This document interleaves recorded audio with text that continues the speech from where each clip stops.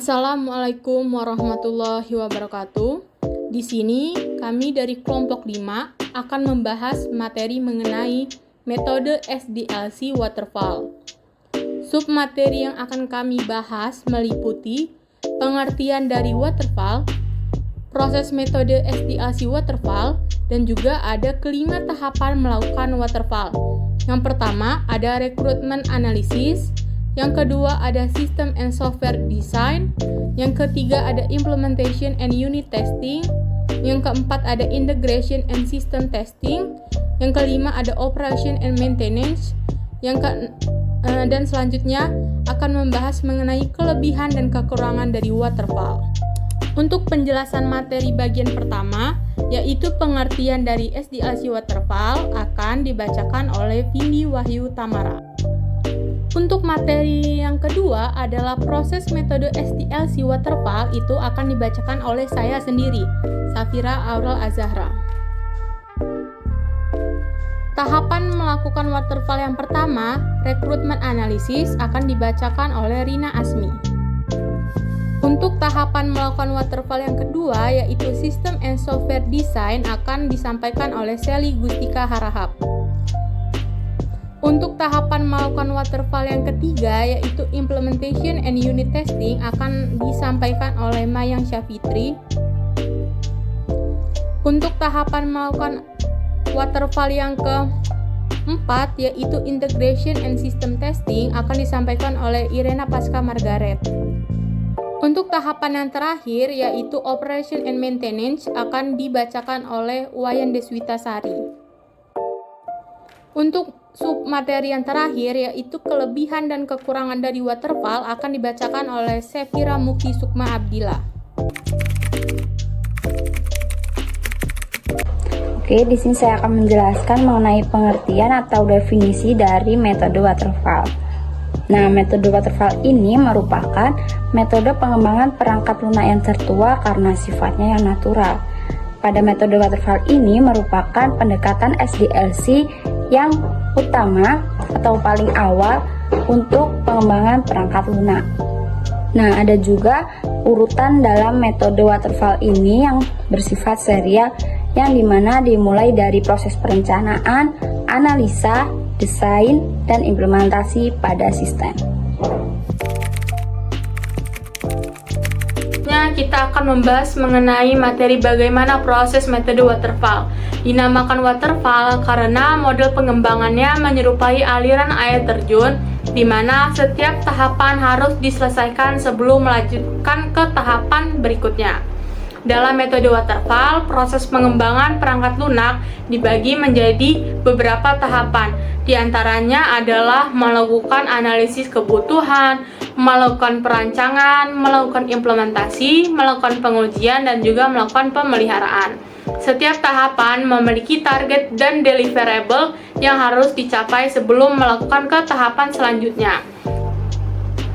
Pemisahan tahapan ini bertujuan untuk mencapai kejelasan dan juga keteraturan dalam proses pengembangan dengan asumsi bahwa setiap tahapan yang telah selesai dengan baik sebelum memasuki tahapan berikutnya. Pada metode waterfall, umumnya tidak ada kemungkinan untuk kembali ke tahapan selanjutnya setelah tahapan tersebut selesai. Yang artinya bahwa jika ada perubahan ataupun juga ada kekurangan yang ditemukan di tahap selanjutnya, perbaikan akan dilakukan di tahap pemeliharaan setelah tahap pengujiannya selesai. Metode waterfall telah menjadi salah satu pendekatan yang paling awal dan juga populer dalam pengembangan perangkat lunak. Meskipun sekarang ada banyak metode pengembangan yang lebih fleksibel ataupun adaptif, waterfall sendiri juga masih digunakan dalam proyek-proyek dengan kebutuhan yang jelas, terbatasnya perubahan dan juga ketegasan dalam rancangan dan juga jadwal. Oke, selanjutnya yaitu requirement analysis. Sebelum melakukan pengembangan perangkat lunak, seorang pengembang harus mengetahui dan memahami bagaimana informasi kebutuhan pengguna terhadap sebuah perangkat lunak. Metode pengumpulan informasi ini dapat diperoleh dengan berbagai macam cara, diantaranya yaitu diskusi, observasi, survei, wawancara, dan sebagainya.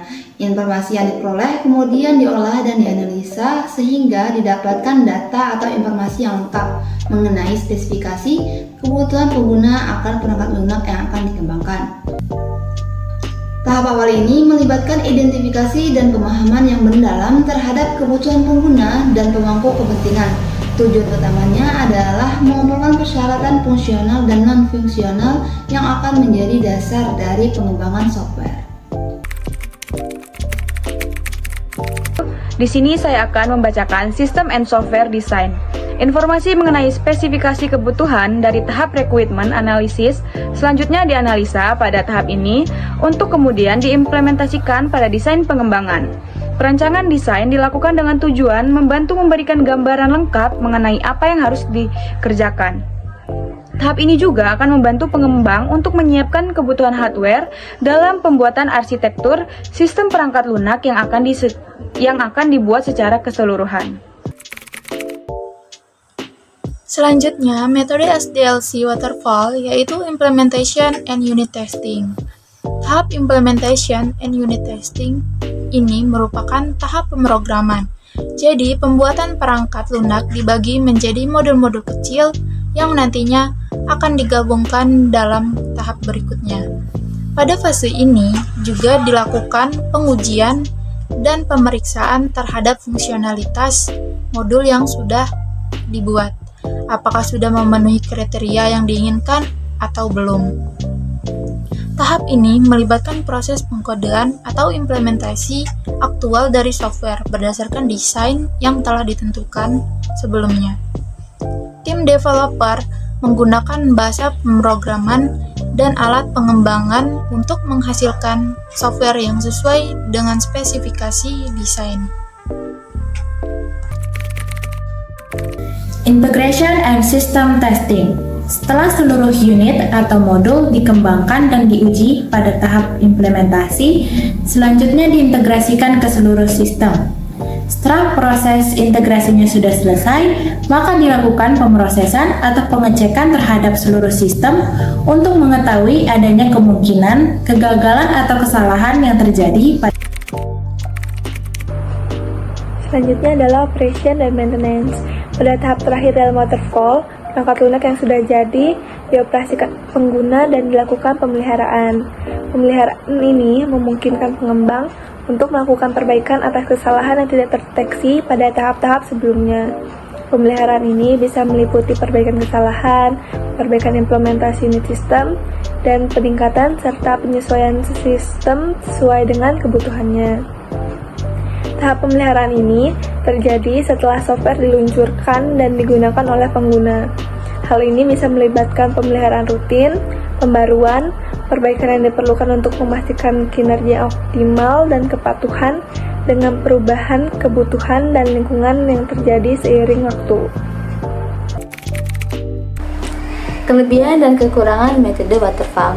Adapun beberapa kelebihan dari metode waterfall antaranya adalah memberikan kemampuan untuk departementalisasi dan kontrol yang efektif.